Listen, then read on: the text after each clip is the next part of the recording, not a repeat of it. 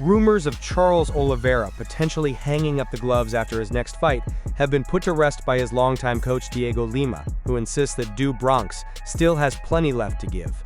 Speaking with Sherdog, Lima revealed that Oliveira's career is far from winding down, confirming that the former lightweight champion already has 3 fights pre-negotiated beyond his upcoming clash. Charles is still 35 years old and motivated for another run at the belt, Lima said, brushing aside speculation that UFC Rio could mark the end. Oliveira is set to face Rafael Fiziev in Rio de Janeiro on October 15th, just a few months removed from his knockout loss to Ilia Topuria at UFC 317. Some observers suggested that the turnaround might be too quick after such a damaging defeat, but Lima defended his fighter's readiness, noting that Oliveira was competitive before Topuria's decisive strike. Charles managed to take Topuria to the cage and then to the ground. In the first exchange, he landed a strong elbow. He could have gotten the knockout right there, but Topuria absorbed it. Immediately afterward, Topuria landed a great blow, which decided the fight. So I don't think it's fair to criticize Charles. Instead, I think we must give the merit to Topuria. Oliveira's opponent Fiziev, meanwhile, is taking nothing for granted. Speaking to Home of Fight, the dangerous striker made it clear that he still sees Oliveira as a serious threat despite the recent knockout. I think it's okay, he has big experience. Medicine in the world right now, on a high level also. He put some drops, some IV, for sure he heal up and he's getting ready. It's still a dangerous fight, he's still dangerous. This knockout does not change anything for my fight with him. Fiziev acknowledged the questions that come with fighters returning from knockouts, whether their durability is diminished or if their chin has been compromised, but suggested the answers only come on fight night. Many people say after a knockout, you're not the same, the chin is not the same. Everybody says that, but I don't know if it's true or not. Many people who start to lose by knockout, they just get old. I don't know if it's true or not. We'll check it. With Oliveira determined to chase another run at the title, and Fiziev eager to prove himself against one of the division's greats, UFC Rio is shaping up as a pivotal night for both men, one aiming for redemption, the other chasing validation.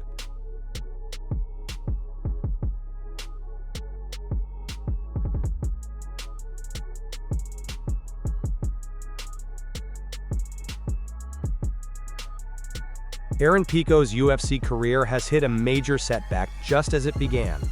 The former Bellator standout suffered a brutal knockout loss to Lerone Murphy at UFC 319, ending his promotional debut in devastating fashion. Caught flush by a spinning back elbow, Pico was left unconscious on the canvas, a moment that quickly went viral as one of the card's most shocking finishes. Now Pico will be sidelined for at least 6 months, not by commission mandate, but by his own manager's rules. Ali Abdelaziz, speaking on Submission Radio, confirmed that he won't allow any fighter on his roster to return too soon after a knockout of that magnitude. I have rules, man, Abdelaziz said. When guys get knocked out like that, I'm not gonna book him a fight for at least 6 months. After 6 months, he can fight. But at least 6 months. It's not healthy for a fighter to go out like that and just try to come back early. Pico has since reassured fans he's doing well physically. Less than 24 hours after the loss, he posted on Instagram, thanking supporters and promising to come back stronger. Last night wasn't my night, that's the fight game. Wins and losses both teach lessons, and I'll come back sharper, stronger, and better prepared.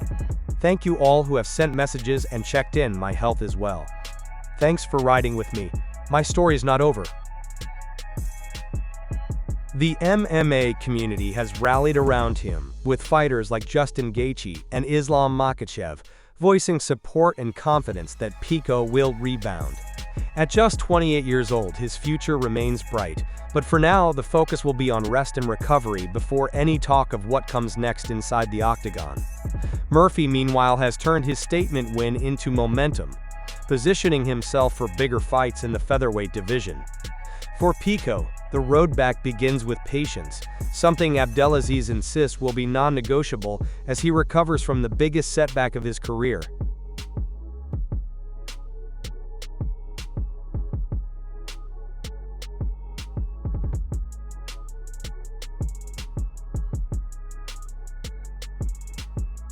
Mayra Bueno Silva is set for a crucial return to action later this year, as the former UFC bantamweight title challenger will face rising contender Jacqueline Cavalcanti on November 8th in Las Vegas. The matchup, first reported by Ag Fight and later confirmed by MMA Fighting, comes as Silva looks to snap a difficult stretch and re-establish herself among the division's elite. For Silva, the fight represents a potential career crossroads. The 34-year-old Brazilian is currently on a 3-fight losing skid and has not officially recorded a victory since 2023. Her title challenge against Raquel Pennington at UFC 297 in January 2024 ended in a unanimous decision loss, which was followed by setbacks against Macy Chiasson and Jasmine Jasudavicius. Prior to that, her submission win over Holly Holm was overturned to a no contest after a failed drug test, adding another wrinkle to her recent struggles. Despite the adversity, Chitara remains a dangerous opponent with proven finishing ability, and she'll enter UFC Vegas with her back against the wall. Across from her will be Jacqueline the Nightmare Cavalcanti, one of the brightest prospects in the bantamweight division. The 26-year-old Brazilian is riding a 7-fight winning streak, including a perfect 4-0 run in the UFC since joining the roster in 2023. A former LFA bantamweight champion, Cavalcanti has shown composure and power well beyond her years, and she now has the chance to add a former UFC title challenger's name to her resume. Cavalcanti's only professional loss came by split decision to Martina Jindrova at a PFL Challenger Series event in 2022, a setback she has long since rebounded from. With momentum firmly in her corner, this bout could serve as a springboard toward her own title aspirations. No headliner has yet been announced for the November 8th card, but Silva vs. Cavalcanti already brings significant stakes. For Silva, it's a must-win to keep her career afloat at the elite level, while for Cavalcanti, it's a golden opportunity to break into contention and move closer to UFC gold.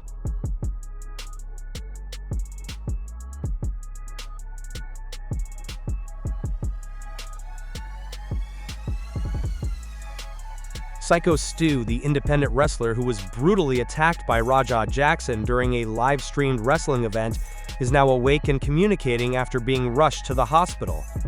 The incident unfolded when Jackson, attending the show as a spectator, entered the ring and blindsided Stu. He slammed him to the mat before unloading more than 20 unanswered punches, knocking Stu unconscious. Even after Stu was out cold, Jackson continued throwing strikes until others intervened to drag him away. Stu was transported to the hospital immediately following the violent assault. His friend and fellow wrestler Douglas Mallow, who was one of the first to step in and stop Jackson, says Stu is slowly improving but still faces a difficult recovery. He remembers mostly what happened during the early parts of the day. He's talking a little bit, he's alert, Mallow told TMZ Sports.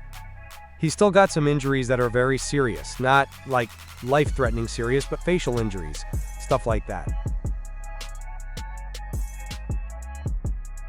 While grateful that Stu is awake and making progress, Mallow made it clear he's furious with Jackson for escalating things to the point of nearly killing his friend. "I'm pissed at what he did to my friend. I'm pissed for him punching me in the face. I'm pissed for him that when I went to take him off and told him to calm down, he tried to double-leg me," Mallow said. The LAPD has opened an investigation into the attack, though no criminal charges have been filed against Jackson as of now.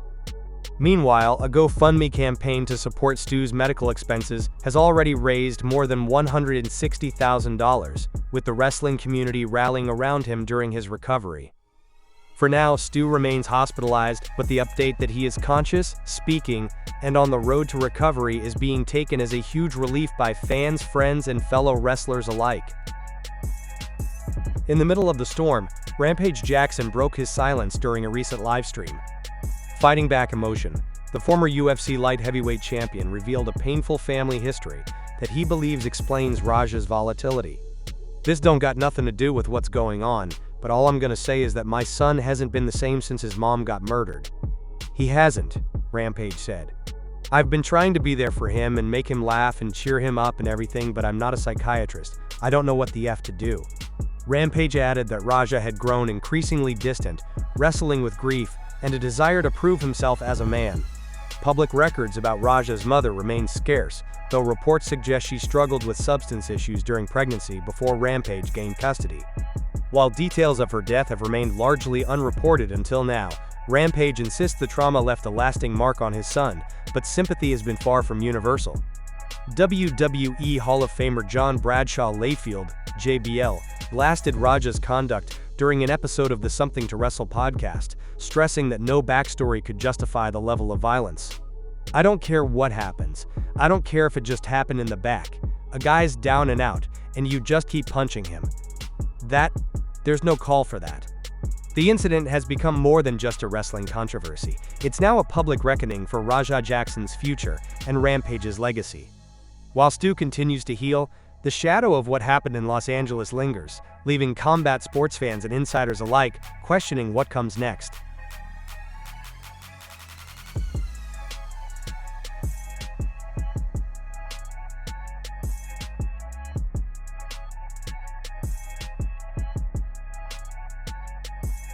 Ali Abdelaziz has poured cold water on the idea of a blockbuster clash between Islam Makhachev and Khamzat Chimaev, despite the growing buzz around the matchup. The conversation kicked off after Chimaev captured the UFC middleweight title with a dominant victory over du Plessis at UFC 319. The newly crowned champion suggested that the quickest path to cementing himself as the #1 pound-for-pound fighter on the planet would be to beat Makhachev, who recently vacated his lightweight belt to pursue gold at welterweight against Jack Della Maddalena. Makhachev acknowledged the call-out but brushed it aside, saying he didn't want issues between their people and that his focus was locked on Della Maddalena. Now Abdelaziz has made it clear that fans shouldn't expect the fight to materialize at all. "This fight will never happen," Abdelaziz told Submission Radio. "First of all, Khamzat is too big. I don't think he can ever make welterweight. And in a way, like these guys, they know each other. They're from the same region. Honestly, these fights make absolutely no sense." Abdelaziz doubled down by stressing that Chimaev has plenty to take care of at middleweight before even entertaining a super fight with his client. If Khamzat go up and want to fight a light heavyweight, maybe it makes more sense. But right now he has so many contenders to clean out in the division before even thinking about moving to a different weight class. He has to be fair to the middleweight contenders. While the thought of Makhachev versus Chimaev has fans salivating, Abdelaziz insists the UFC should keep both fighters on separate tracks, Makhachev chasing a second belt at 170 pounds, and Chimaev cementing his reign at 185. For now, the super fight remains nothing more than fantasy booking.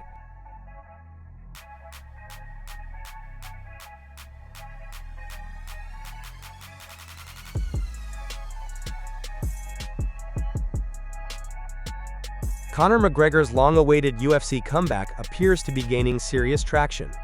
Weeks after confirming that he had re-entered the drug testing pool, the Irish star revealed that he has already undergone a second doping test, signaling genuine progress toward a return that has eluded him for nearly 5 years. Posting an update from his yacht, McGregor shared a photo of a UFC testing kit with the caption, "Another day. Another UFC tester aboard my yacht. Clean sport," only further fueling speculation that his comeback could headline the UFC's planned White House card in July 2026. The significance of this step is amplified by McGregor's rocky recent history. Since suffering a broken leg against Dustin Poirier at UFC 264 in 2021, his fighting future has been clouded by injuries, business ventures, and personal controversies. A much-hyped return against Michael Chandler at UFC 303 fell apart after McGregor injured his toe, adding to doubts that he would ever make it back. Still, his charisma and global star power have kept fans hopeful. Earlier this year, McGregor even posted his own blood and urine samples on Instagram, though many dismissed them as staged. This time, however, official entries in the UFC's anti-doping database confirm that he has indeed resumed the mandatory testing process, with at least one registered session in 2025. Momentum now points toward a grander stage, the UFC's 250th Independence Day celebration, planned for July 2026 at the White House. Both President Donald Trump and UFC President Dana White have endorsed the idea, and McGregor himself has publicly volunteered to be the card's centerpiece. Excited with President Trump announcing a UFC fight event at the White House. "I would be honored. Count me in," McGregor wrote on July 4th. White has yet to confirm McGregor's participation but did reveal plans to meet with him in Italy to discuss details. Until then, the former double champion seems focused on staying in shape, continuing his testing regimen, and keeping himself in the spotlight. For fans who have endured years of false starts, this latest development is the clearest indication yet that McGregor's long-awaited return may finally be on the horizon.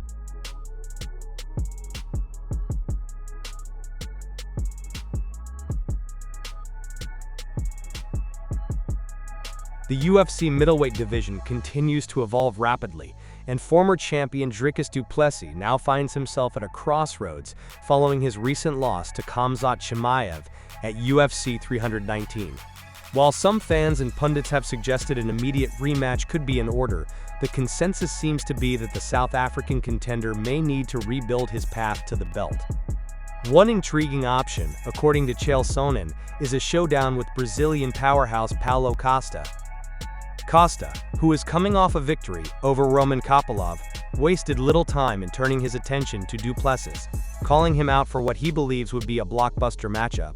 While Costa is not currently in the top tier of middleweight contenders, his name value and aggressive fighting style make him a compelling opponent for du Plessis, who is looking to bounce back in a big way. In a recent video on his YouTube channel, Sonnen threw his full support behind the idea of booking the fight. "I love it. I love the matchup," Sonnen said. "By the way, this is Paulo Costa's call-out, but I feel like he nailed it. Tell me a better fight. Tell me a better fight for Dricus." In some ways, that is the perfect opponent for Dricus. Dricus is the perfect opponent for Paulo Costa. I just get that one. Sonnen's endorsement carries weight, given his reputation for analyzing stylistic clashes and understanding the business side of matchmaking. From his perspective, the bout works on multiple levels.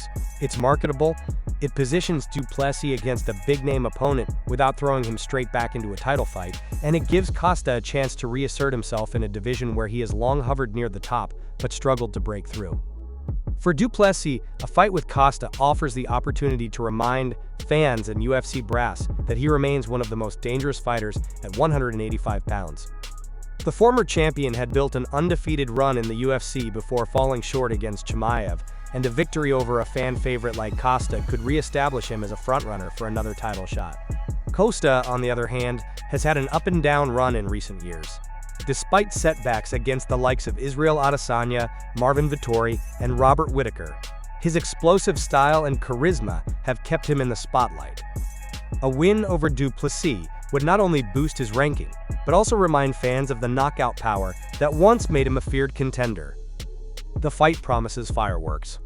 Du Plessis is known for his relentless pressure, awkward but effective striking, and underrated grappling game. Costa thrives in high-paced striking exchanges, often relying on his durability and forward pressure to overwhelm opponents. A clash between the two could easily deliver the kind of action-packed fight that fans love, and one that would headline a fight night card or serve as a co-main on a pay-per-view. With both fighters eager to climb back toward the title picture, Sonnen's assessment that this is the perfect matchup may prove accurate. The UFC has yet to make any official announcement, but if the promotion is looking for a compelling middleweight battle that satisfies fans and keeps both men relevant in the contender mix, du Plessis vs. Costa could be the fight to book.